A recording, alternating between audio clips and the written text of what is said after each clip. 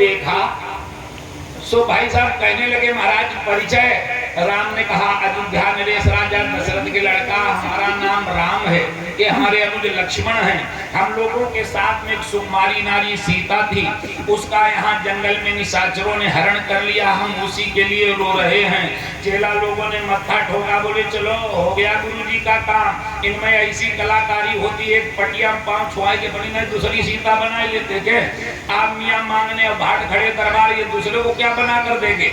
लेकिन कुछ होशियार होंगे मास्टर साहब जैसे शिव भैया जैसे, उन्होंने कहा ऐसा करो न हो तो इन्हें गुरुजी से मिला तो दिया ही जाए। आज महात्मा लोगों के पास लेकर राम जी को पहुंचे। और सज्जनों याद रखना, थोड़ा गहराई में उतर के देखो, जिस समय जीव ईश्वर के सामने पहुंचता है तो माया अपने आप पलायन हो जाती। इसीलिए भगवान की शरण में जाओ, माया से बचना है। बोलो राधे राधे। आज होता क्या, महात्माओं ने पटियां फेंक दी और जाकर भगवान के चरण पकड़ लिए, प्रभु क्षमा क्षमा। भगवान ने कहा तुम्हारी कोई लाग नहीं। बोले फिर लाग किसकी। अब जा कैसे कहते हैं हमारी लाग, भगवान कैसे कहा। भगवान ने कहा ऐसा संसार में कौन हुआ, भ्राम्यं सर्वभूतानि सर्वभूतानि सर्वजीवानि, संसार का ऐसा कौन जीव हुआ जिसे हमारी बलवती माया में विमोहित न कर रखा हो। भ्राम्यं सर्वभूतानि यंत्रारूढ़ानि माया। यही प्रश्न अर्जुन ने भगवान श्री कृष्ण से गीता में कर दिया, महाराज इस माया से पार कैसे जाया जा सकता। दैवी है सा, भगवान श्री कृष्ण ने कहा दैवी है सा गुणमयी और मम माया दुरत्यया। अब जाए कि प्यारे हवा लगी सुकुल जी खूब ऐसे गरम, कभी गुरसाईगंज पहुंचो एक एक चीज का बदला लेंगे। बोलो राधे। हाँ अरे उबाल दिया इतनी देर में, पसीना पसीना, हम सही बताए ना। हाँ घसीट को से 1 किलोमीटर दूर कर दिया जाए। श्री राम जय राम जय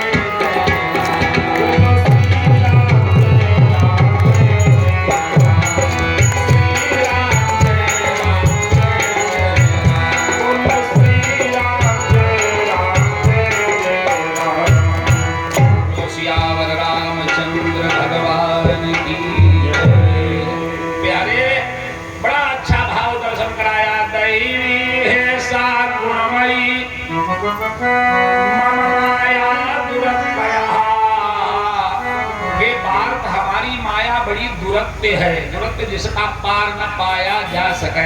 बोले महाराज बड़ी कठिन, तो बोले फिर इसका पार कैसे पा सकते। बोले तरीका एक ही है, ये माम प्रपद्यन्ते ये माम प्रपद्यन्ते ऐसा मायाम करन्ति ते ऐसा मायाम करन्ति ये माम प्रपद्यन्ते। ये अन्वय होगा। जो भक्त हमारी शरण में आ जाता है वो इस बलवती माया को बड़े सहज तरीका से पार कर लेता है। रामायण में बाबा जी ने लिख दिया, जा माया सब जगह ही नचावा, जा सुचरित लखी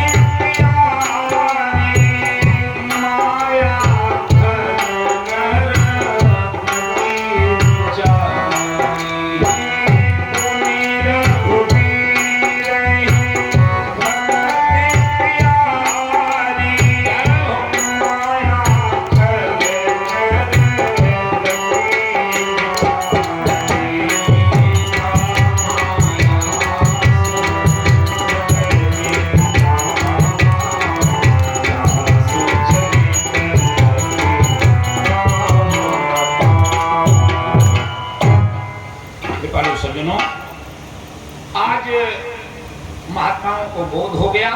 आप लोग समझ गए होंगे भगवान क्यों रो रहे थे। महाप्रभु सीता जी के लिए नहीं रो रहे हैं। और इधर हमारे भोलेनाथ सत्संग किए जा रहे, जो प्रसंग चल रहा शिव सती चरित्र का, उस पर ध्यान दीजिए।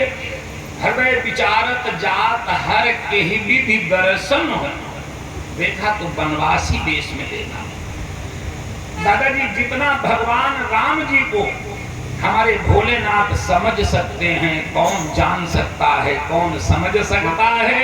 प्यारे सपने योग, अरे जो हमेशा बीत रहा, जो माया से परे, उसकी ये हाल। सपने योग और वियोग न जागे, देखा प्रगट विरह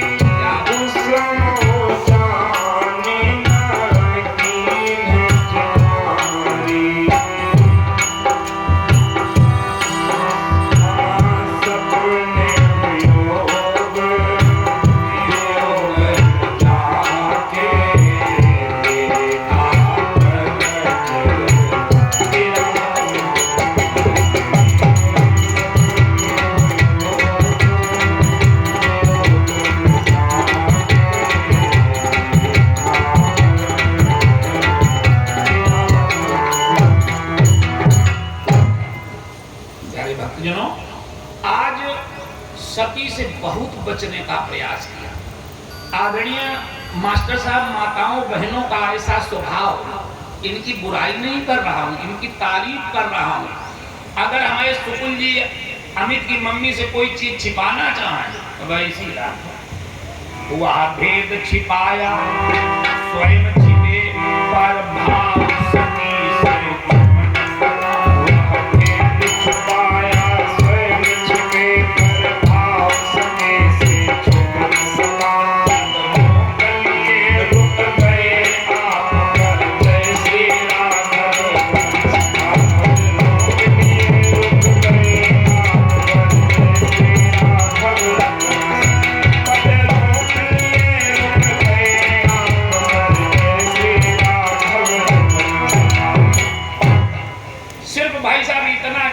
शंकर जी ने सिर झुका दिया। बोलो सच्चिदानंद भगवान की। आहा, सब कुछ बचे।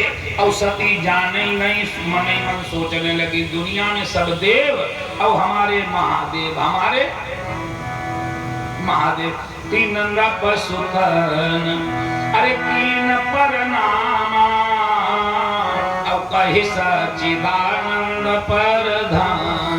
आखिरी है तो शंकर जी से पूछ बैठी, महाराज आपने जिन्हें प्रणाम किया इनका परिचय।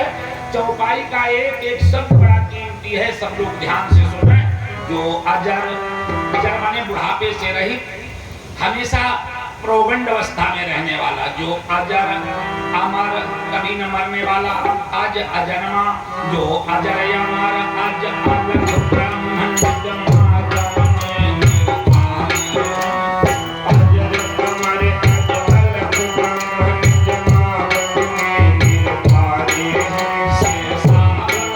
लक्ष्मण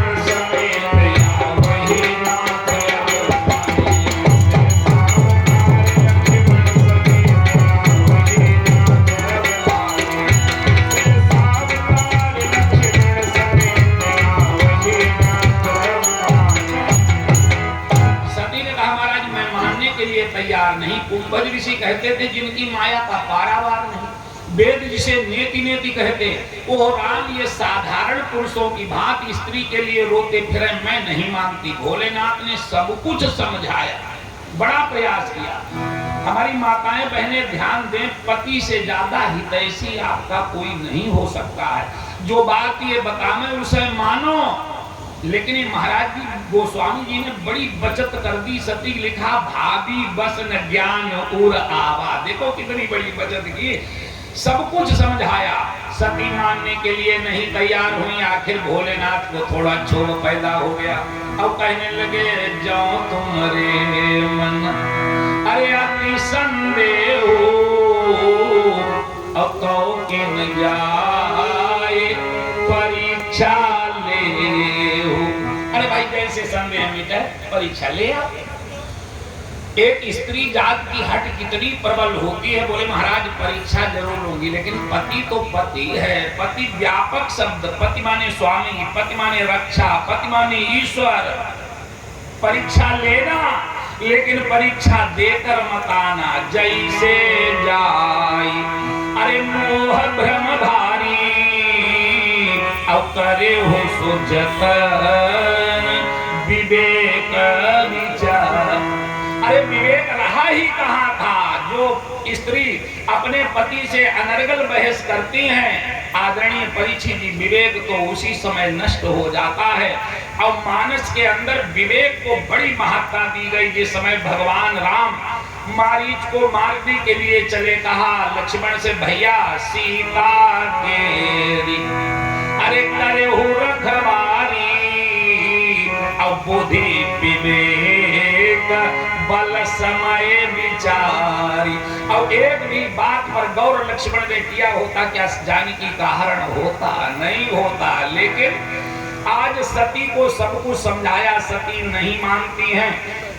आज चल दी, भगवान शंकर ने कह दिया करे उस जतन विवेक विचारी और तबलो बैठ आई बट छाही जबलो तुम आई हो मोही। सती चल देती हैं। बाबूजी जो भी शंकर जी की जगह होता वही ये भी वो भी यही सोचता। शंकर जी ने विचार किया हमारे कहे अरे न संशय जाही और विध विपरीत भलाई। जो 60 साल से ज्यादा उम्र वाले लोग हमारी कथा पांडाल में बैठे हैं, उनके लिए बहुत अच्छी शिक्षा है। घर वालों को समझाना, परिवार वालों को समझाना, बच्चों को समझाना, बहुओं को समझाना। और अगर वो न माने तो प्यारे अपनी रास्ता मत बदल देना। यहाँ पर ये चौपाई लागू होती हुई है सोई जो राम रचना। ऐसा कहकर भोलेनाथ राम नाम जपने लगे। सती चल दी। अब विचार आया, पुनि पुनि हृदय विचार कर धरि सीता कर रूप। लेकिन प्यारे मिश्र जी, बालकृष्ण दादा, नकल तो नकल ही होती है। सती धोखा खा गई। पूरी रामायण में कहीं पर भी माता सीता प्रभु राम के आगे नहीं चली, हुए आगे होकर के चल दी। सीता बनकर आगे होकर लक्ष्मण ने बड़ा कहा गड़बड़ हो गया या नहीं, नकल तो नकल ही होती। लक्ष्मण ने बड़ा अचंभा माना। अब ऐसा नहीं लक्ष्मण भैया पहचान न पाए हो। लक्ष्मण देख अरे उमाकृत वेशा। अचंभा किस बात का माना पंडित जी? अचंभा इस बात का माना कि हमारे भैया इनके लिए रोते रोते रोते रोते पागल हुए जा रहे। पेड़ों से, वृक्षों से, भ्रमणों से पूछ रहे तुम देखी सीता मृगनयनी। अब जे हंसती भई खड़ी, कोई आदमी अपनी औरत के लिए फूट फूट के रोवे। जो रोवे ना इनके पास तो चारा भई से घूंघट खींच लें, ऊं करें ना ऊं करें, आंसू बनाए लें। आंसू बनाए तुझा। और राम जाने ने बनावटी आंसू बनाना बड़ा बढ़िया लगता है। यही तो तेरिया चरित्र और है क्या? हमें बताओ, हमें तो इतनी जल्दी रोने नहीं सी भैया आता, हंसती भैया में। अब दो पलक ऊपर नीचे मारे, जे आंसू डाले तुरंत ही रोने लगती। अब ऐसा नहीं लक्ष्मण पहचान न पाए हो। लक्ष्मण जी तो ये भी जान गए इन्हें मरना पड़ेगा। आप कहेंगे कहाँ जा, अर्थ लगाइए। सब लोग बुद्धिमान बैठे। इसी चौपाई में लिखा लक्ष्मण दीघ अरे उमाकृत वेशा और चकित भये भ्रम हृदय विशेखा। पूरी बात गोस्वामी जी ने लिख दी। अरे इसी चौपाई में लिखा, अभी उमा तो है ही नहीं, उमा कब होंगी? जब मर जाएंगी और दूसरा जन्म हिमांचल के यहाँ मिलेगा, तब नाम उमा अंबिका भवानी बाबा नाम रखेंगे। लक्ष्मण भैया ने आज ही नाम रख दिया। बोलो सियावर रामचंद्र की। इधर प्यारे सज्जनों, प्रभु राम के सामने माया चल कैसे सकती है? जो सरकार ने देखा, क्या किया? अरे जोरे पानी, सती सीता बनी खड़ी है और भगवान राम सती रूपी सीता के सामने हाथ जोड़ रहे। पानी पानी माने हाथ जोरे पानी और प्रभु की प्रणाम पिता समेत लीन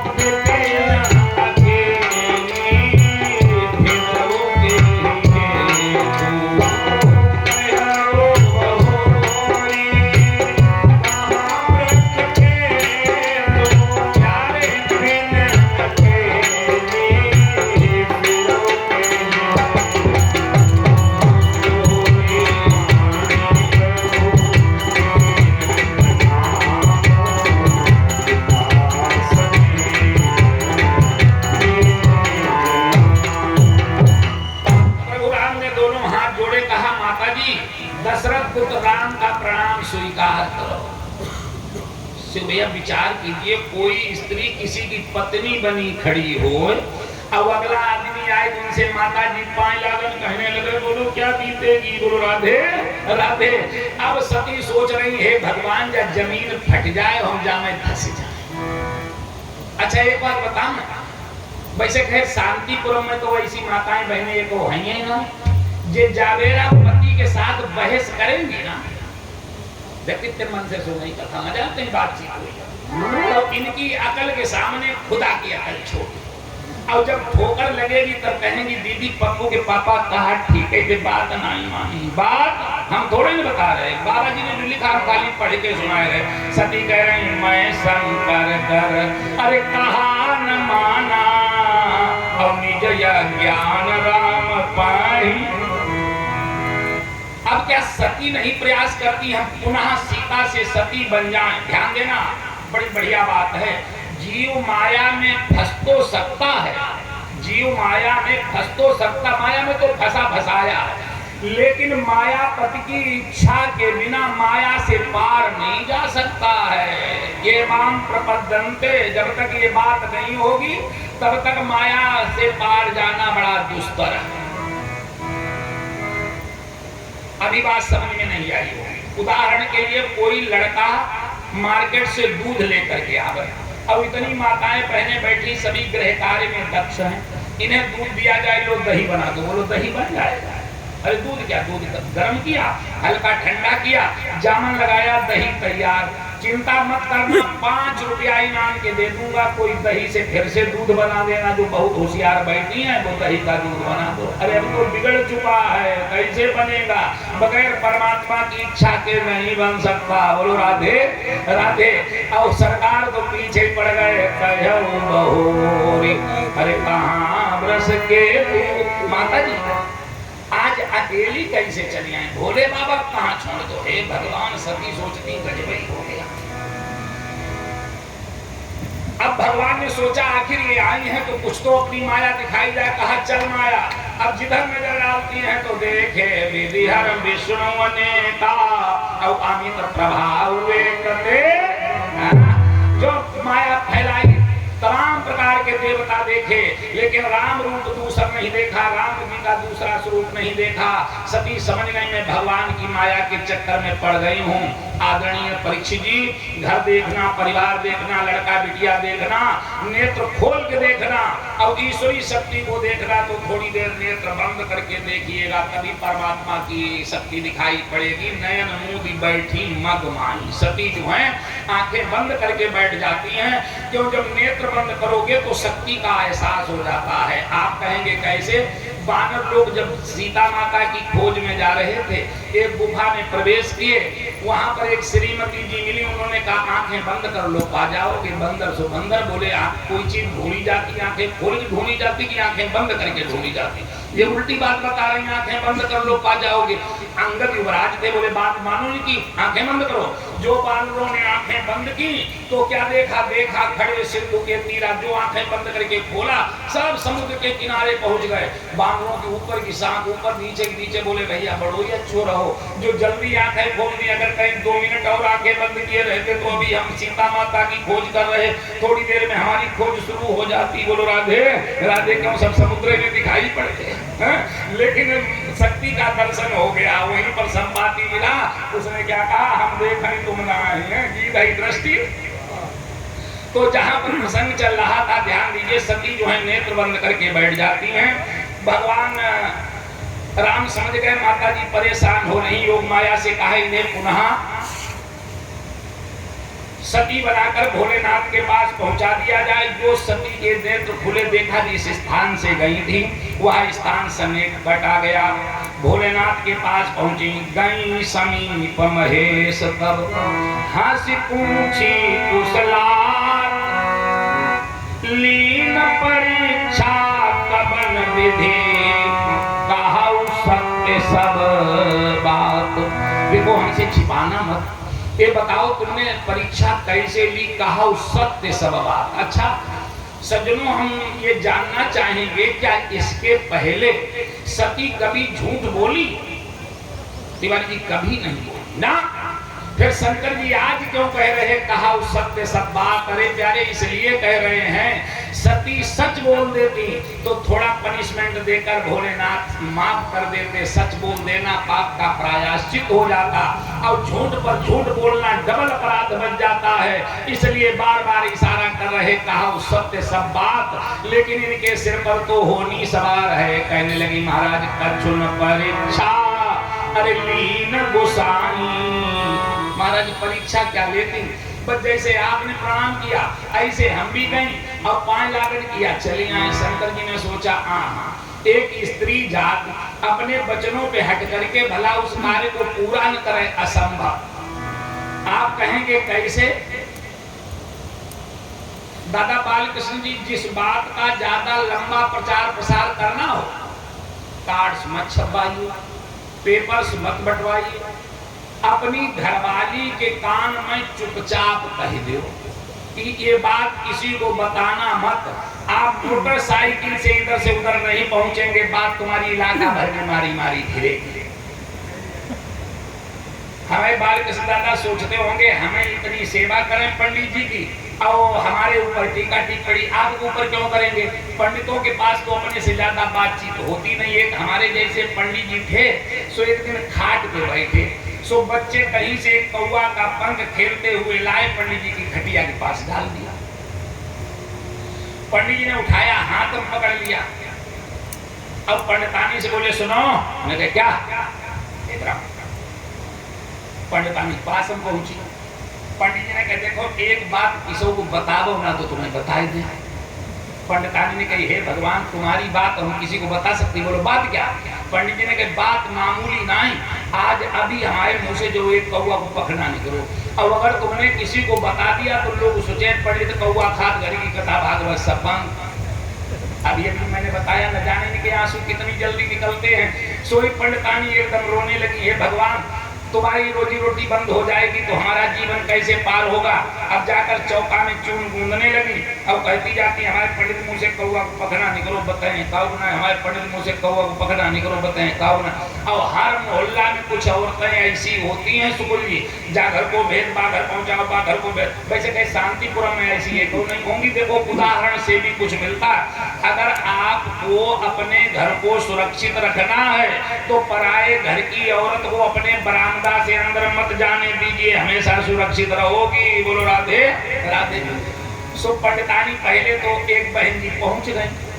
पहले तो बड़ा कर रही थी, रही नहीं बताएंगी, बिल्कुल नहीं बताएंगी, लेकिन बाहर निकल आए, बोली दीदी नमस्ते। उन्हें नमस्ते कर तुम्हारी कसम तुमसे बहुत ज्यादा हितमंदी, अगर एक बात किसी को बता दो ना तो तुम्हें बता दें कि तुम खुद ही कहो हम तुम्हें बात बताना चाहते हैं। क्या कहेगी मैंने बताओ। उन्हें बात क्या कहे, बात मामूली नहीं।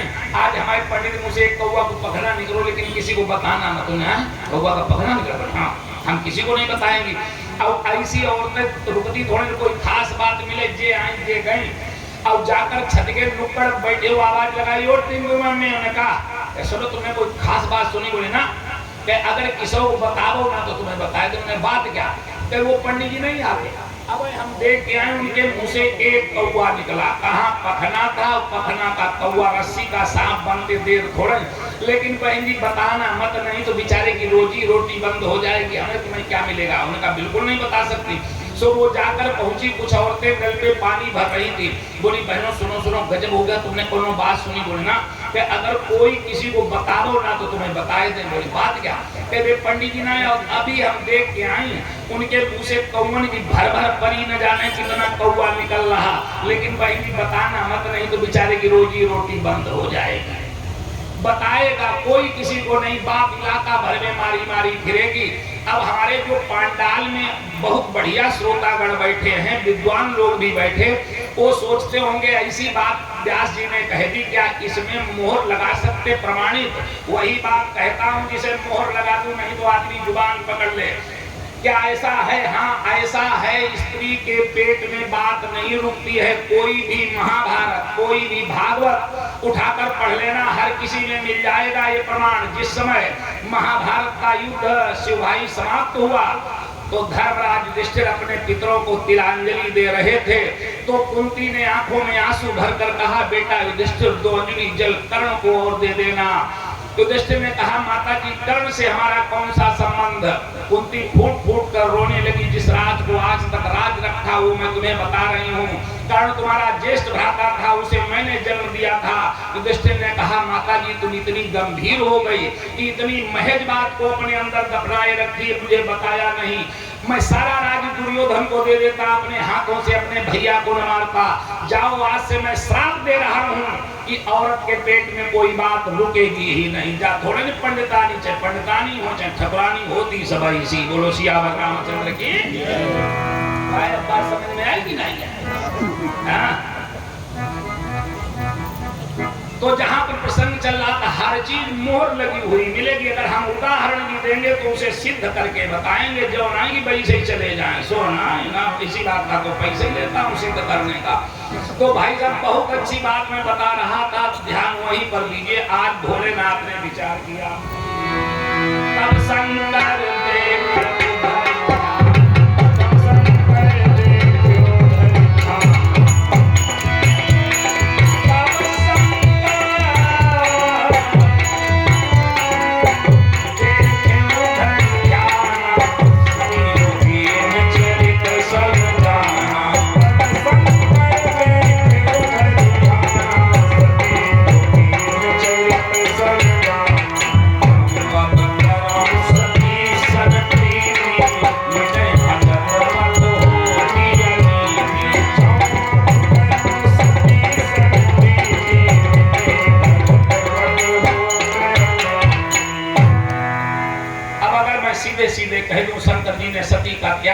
कतई गलत बात है। हम आप लोग साधारण नारी का त्याग नहीं कर सकते, तो शंकर और सती में तो कोई भेद है ही नहीं। वही शिव है और वही शिवा।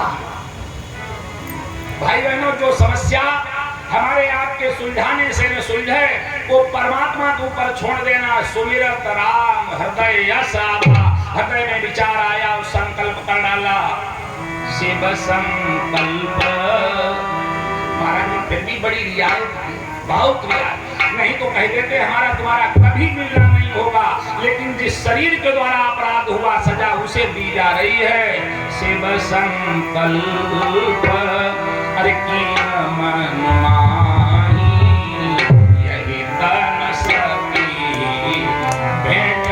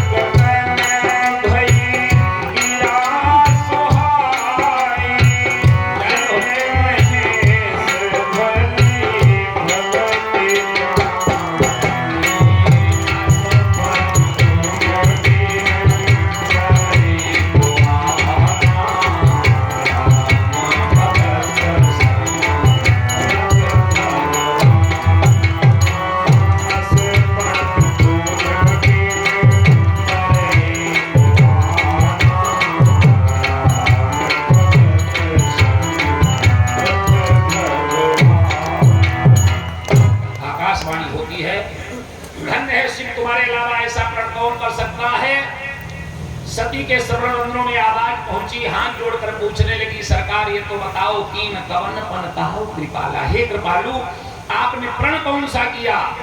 मिश्र जी शंकर जी ने विचार किया, तालियां तो दोनों हाथों से बजती, अगर असली बात तूने नहीं बताई तो असली बात हम भी नहीं बताएंगे। बरनत पंथ अरे विविध इतिहास विश्वनाथ पहुँचे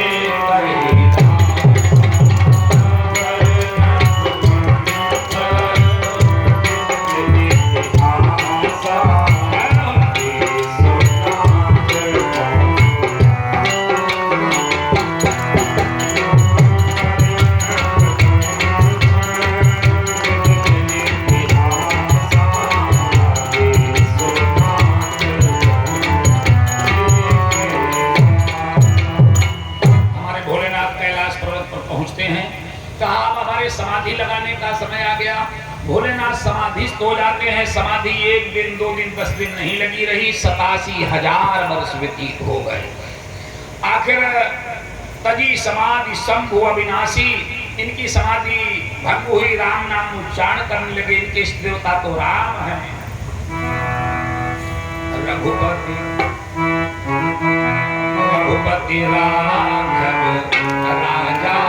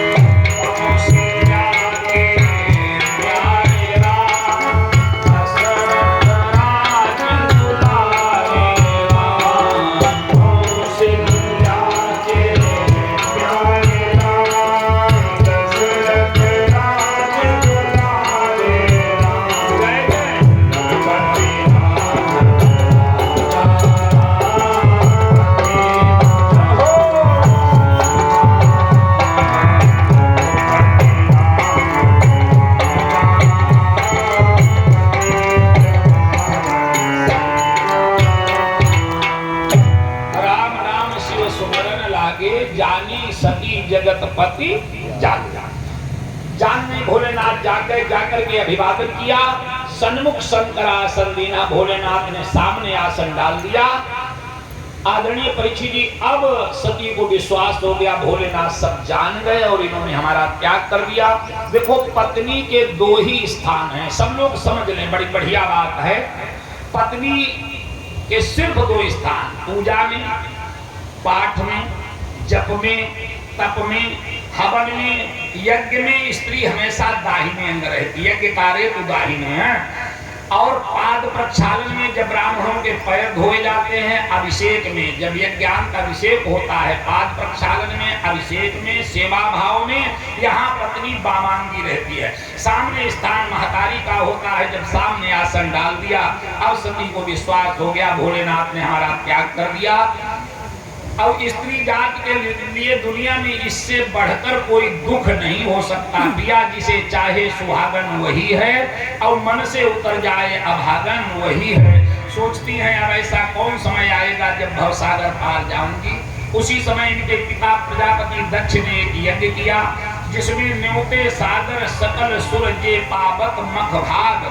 समस्त देवताओं को आमंत्रित किया जिन्हें यज्ञ में भाग दिया जाता था, लेकिन शंकर और सती को इसने कोई न्योता नहीं दिया। और जैसे आजकल हम बच्चे की शादी में कार्ड्स वगैरह छपवाते हैं, उन पर लिखवा दिया जाता कि हमारी बारात अमुक साधन से अमुक स्थान होती हुई ऐसे जाएगी, जिसे मिलना है वो बारात में सम्मिलित हो जाए। तो भाई साहब, उसने जिन देवताओं को आवाहित किया था, उनसे सबसे कह दिया था कि सारे देवता कैलाश पर्वत के ऊपर से होकर आवे, और कहीं कोई किसी का रास्ता नहीं दिया था। तो सती बिलोके व्योम विमाना चले जात सुंदर विधि, सब कैलाश पर्वत के ऊपर से जा रहे थे। और देव बधूटियां कोकिल बैलों से मधुर गायन करती जा रही हैं, जिन्हें सुनकर के बड़े बड़े महात्माओं के ध्यान भंग हो जाते हैं। सती के भी श्रवण रंध्रों में आवाज पहुंची, पूछने लगी, महाराज आप ये देवता लोग कहाँ के लिए जा रहे हैं? कैसे पूछा?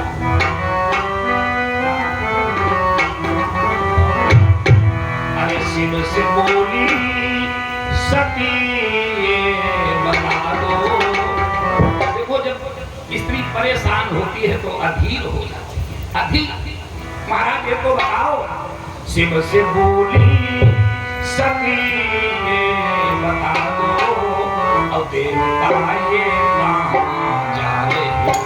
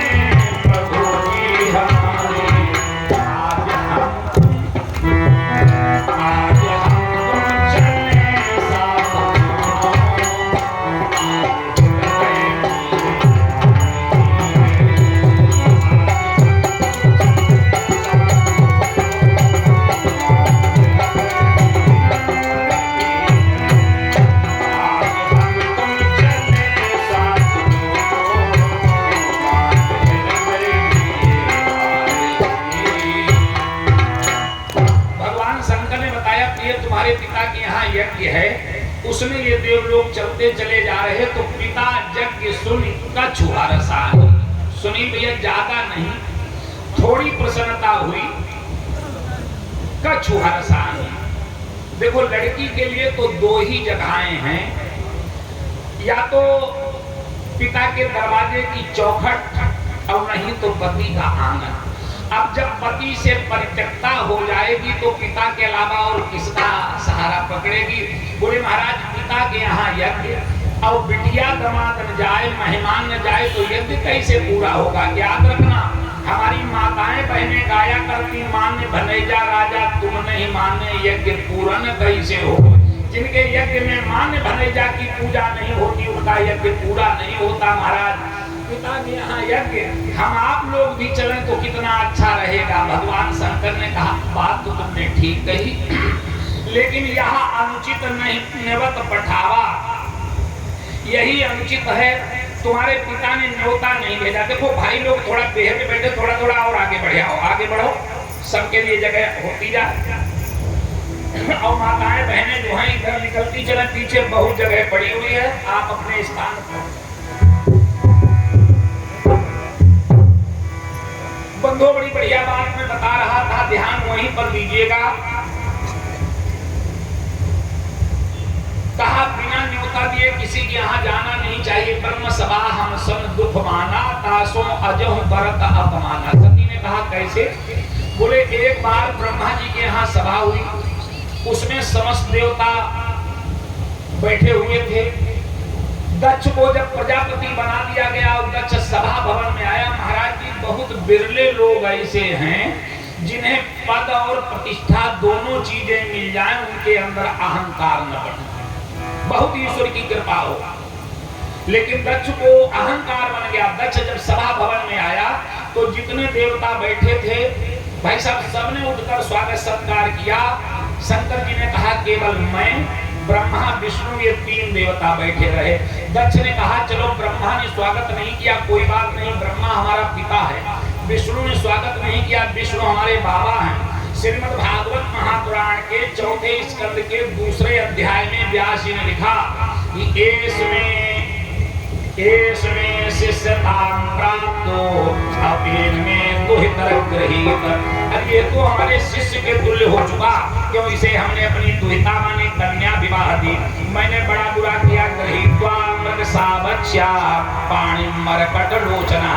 संसार में अगर अच्छे नेत्रों की तुलना की जाती है तो मृगलोचन से की जाती है। हमारी कन्या मृगलोचनी थी, गृहीत्वा मृगसावच्या। और खराब आंखों की तुलना की जाती तो मरकट लोचना, ये दुष्ट शंकर बंदरों जैसी आंखों वाला। हाय मैंने इसे मृगलोचनी कन्या विवाह दी। पता नहीं किसने इसका नाम शिव रख दिया। चिता भस्म कृतेशनानम और प्रेत संगम निभूषण, ये मुर्दा की जली हुई राख लगाने वाला, निभूषण नंगा धड़ंगा रहने वाला, भूत प्रेतों का साथी। मैंने बड़ा बुरा किया जो अपनी मृगलोचनी कन्या इसे विवाह दी। अच्छा तिवारी जी एक बात बता, मैं आजकल के दामाद हों और कोनो ससुर अगर इतनी फटकार भरी समाज में लगावे तो कहा आंगने में गुत्थम गुत्था शुरू हो जाए। लेकिन जिसके सिर पर ज्ञान गंगा बहती हैं उन्हें गुस्सा भी कैसे आवे। हमारे भोलेनाथ सिर झुकाए बैठे, अब भी कुछ नहीं बोले। लेकिन दक्ष नाम, इस कथा से शिक्षा क्या लेना चाहिए? दक्ष नाम ही अहंकार का है और अहंकार झुकता नहीं, अहंकार नष्ट होता है। शुक्र जी इससे ये शिक्षा मिलती है, लड़का है बहू है, परिवार में कोई है, आपने एक बार डांट दिया, दो बार डांट दिया, अगर नहीं बोल रहा, जवाब नहीं दे रहा तो समझ लेना बड़ा रिस्पेक्ट कर रहा, बड़ा आपको इज्जत सम्मान दे रहा। अब अगर कहीं उसने सिर उठा करके देख दिया तो बोलो कितनी इज्जत रह जाएगी। आदमी को चुप हो जाना चाहिए। लेकिन दक्ष अब भी शांत नहीं हुआ, उसने कमंडल से जल लिया और सारी सीमाएं त्रास कर दी। उसने कहा अयम तो देव यजन इंद्रोपेन्द्रादिभिर्भवः सहभागं न लभताम देव देवैर्गणाधमः। आज तक इस गणाधम शंकर को जो इंद्र उपेंद्र इत्यादि देवताओं के साथ यज्ञ में सहभागी किया जाता था, जाओ मैं श्राप देता हूँ आज से दुष्ट शंकर को यज्ञ में भाग नहीं दिया जाएगा। हाहाकार मच गया। लेकिन भाई बहनों अब भी हमारे भोलेनाथ नहीं बोले, परंतु विज्ञाय शापं गिरिश सानुनाग्रणी अवनंदी स्वरो रोषकायाय दूषिता।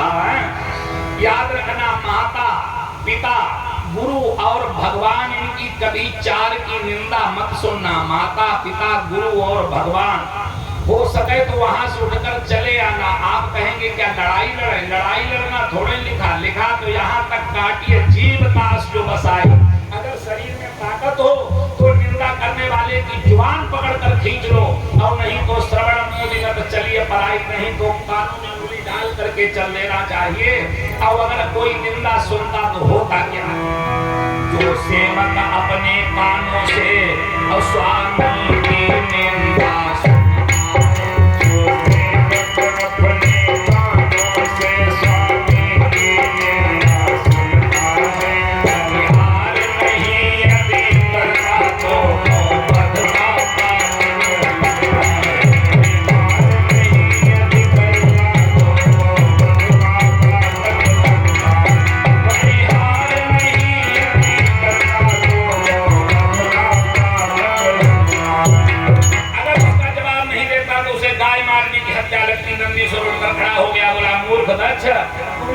के द्वारा आज तो उस कपाल मारी भगवान शंकर को श्राप दिया, जा मैं तुझे साथ देता हूँ, कुछ समय बाद तेरा ये मुंह बकरे जैसा हो जाएगा। भोलेनाथ ने कहा प्रिय मैं उस सभा से उठकर चला आया, बस उसी दिन से ब्रह्म सभा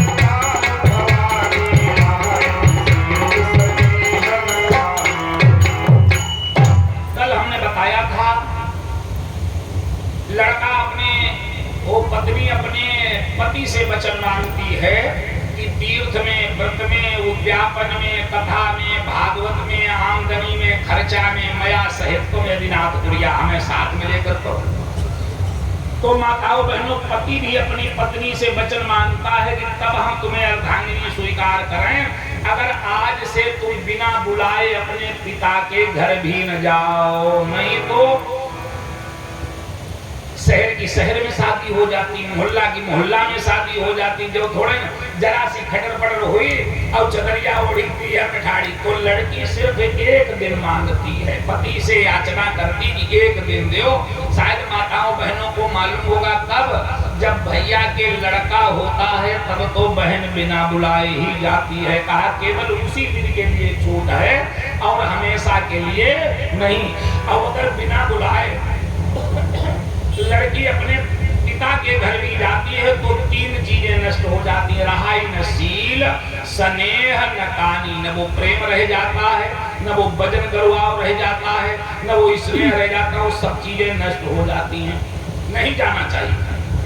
व्यास ने लिखा एतावदुक्त्वा वीरराम शंकरः अपत्यंगना संभुवयत्र चिन्तयन् सुहृदि द्रक्षोपरि संकिता भवान् अग्निसंग्रामति निर्विशति दुराससः। हे राजन परीक्षित, एतावदुक्त्वा, एता माने ऐसा, उक्त्वा माने कहकर वीरराम शंकर, हमारे शंकर जी शांत हो गए। लेकिन सुहृदि द्रक्षो, सुहृद माने आत्मीय जनों को देखने की इच्छा से। अच्छा, माताओं बहनों का ऐसा स्वभाव होता है कि आप इन्हें ससुराल में सुख जी सर्व सुख दें।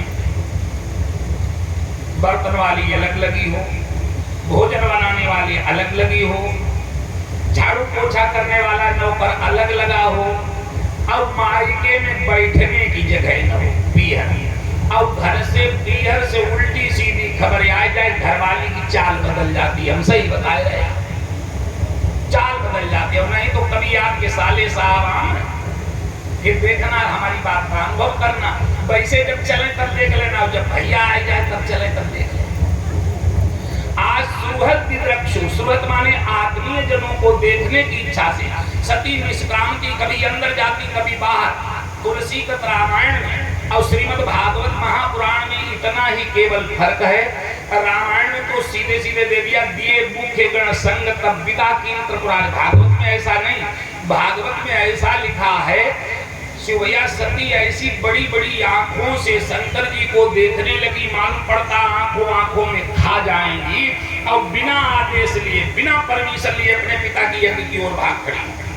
और सत्यता यही है, ये वैसे भी काली है। काली मैंने एक दिन कहा था बताऊंगा गोरी कब से बनी, तो गोरी से ही गौरी बनी, गोरी से। अब ये बात न भागवत में मिलेगी न शिवपुराण में मिलेगी। जिन्हें देखना श्रीमद देवी भागवत उठा करके पढ़िए। जब महिषासुर का आतंक छाया हुआ था और उसे वरदान था कि एक स्त्री के द्वारा ही तुम्हारी मृत्यु होगी, सारे देवताओं पर उसने विजय प्राप्त कर ली। सब देवता त्राही त्राही करने लगे अब क्या होगा, तो भोलेनाथ के पास पहुंचे। अच्छा, एक सिद्धांत की बात आपको बताते चलें, जिसे अपनी पत्नी को नाराज करना हो, क्यों पंडित लोग तो बड़े कलाकार होते हैं, मालूम है सब। खुश कैसे घरवाली को रखा जाता, नाराज कैसे किया जाता, तो कितने मन से कथा सुनने में चल बातचीत। तो लाला जी इनकी थोड़ी रूप की बुराई करते कि तुम्हारी नाक चपटी है, क्या कहते हो दांत बड़े बड़े, राम जाने उस दिन भोजन नहीं मिल सकता। तो शंकर जी ने कह दिया तू बहुत काली है, तू बहुत काली है। अब तो ये नाराज हो गई, बोली महाराज जब गोरी हो जाऊंगी तभी आऊंगी। अब ये चल देती है, इसके पहले सिंह की सवारी भी नहीं थी, यहीं से बनती है। अब ये योग बल से उठकर एक बियामा जंगल में ऊपर तपस्या करने लगी। उसी जंगल में एक शेर घूम रहा था, उसने देखा बड़ा सुंदर स्त्री ऊपर बैठी, नीचे आ जाए तो मैं खा लूं। वो मुंह उठाकर देखने लगा। जितने दिन पार्वती ने तपस्या की उतने दिन ही वो सिंह खड़ा रहा। ब्रह्मा जी का सिंहासन उठा कमंडल लेकर के आए, जल छिड़का, बोले वरदान मांगो। तो इन्होंने कहा महाराज मुझे गोरी बना। ब्रह्मा जी ने जो जल भर करके मारा तो इनका ऊपर वाला चर्म उधल गया, उसके द्वारा भद्र काली की उत्पत्ति हुई। बोलो काली माता की। अब अंदर से पूर्ण गौर वर्ण वेश प्रकट हो गया। ब्रह्मा जी ने कहा जाओ आज से तुम्हारा नाम गौरी होगा, और सनातन धर्म में जब तक गौरी और गणेश की पूजा नहीं होगी तब तक किसी कार्य की पूर्ति ही नहीं होगी। सर्वप्रथम तुम्हारी ही पूजा की जाएगी, वहीं से गौरी गणेश की पूजा होती है। तो कहा महाराज जी सिंह को भी वरदान दो। बोले तो तुम्हें खाने के लिए खड़ा। कहा कुछ भी सही, जितने दिन तपस्या मैंने की तपस्या बराबर इसने भी की। तो बोले क्या चाहती हो? कहा यही हमारा वाहन बने, वहीं से माता सिंह की सवारी बनती है। बोलो सिंह वाहिनी मैया की। तो आज इस तरीके से हम दोनों को, कल ही हमने बताया था ये कथा रामायण में भागवत दोनों का आश्रय लेकर और बल्कि कई ग्रंथों का सामंजस्य करके मैं आपको बता रहा हूँ। आज सती अपने पिता के यज्ञ की ओर भाग खड़ी हुई। अब शंकर जी ने विचार किया अगर इन्हें दबाव देकर रोके देते हैं तो मरिए यहाँ भी जाएंगी, और वहां जाती हैं तो हमारा अपमान बर्दाश्त नहीं होगा। दादाजी भोलेनाथ पहले ही जान गए जो कुछ होना है। वो राधे राधे। लेकिन विधाता की गति को टाल कौन सकता, मुख्य गण पीछे भेज दिए। सती जी समय पिता के यहाँ पहुंची। बड़ी मार्मिक कथा है।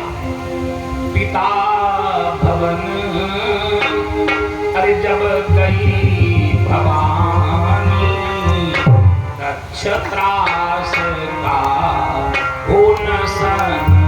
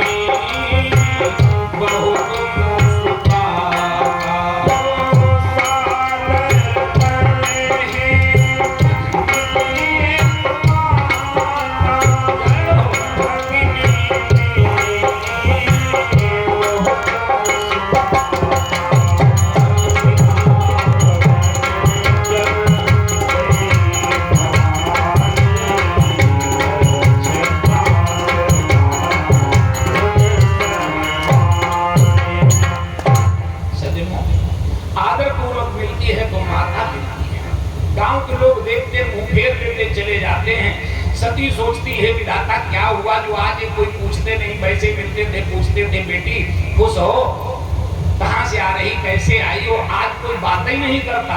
लेकिन माँ एक ऐसी है, मार्कंडेय पुराण में आता कुपुत्रो जायेत क्वचिदपि कुमाता न भवति, पुत्र सैकड़ों कुपुत्र हो जाते हैं लेकिन माता कभी कुमाता नहीं होती है। और अभी तो आप ध्यान रखना, लड़का पिता के ऋण से ऋण हो जाता है। भागवत के 5वें स्कंद में आता पुण्णाम जायते नरकाः कार्यस्या पुत्रा कथ्यते। अरे जब तुम्हारे एक पुत्र हो जाता है तो आप पिता के ऋण से ऋण हो जाते हो, लेकिन महतारी के ऋण से लड़का चाहे इस जन्म की जूतियां बनवावे और महतारी इन्हें पहन करके चले, लेकिन लड़का महतारी के ऋण से कभी ऋण नहीं होता है। माँ कभी भी बच्चों को ऐसा काम नहीं करना चाहिए जो उनकी महतारी दुखी हो।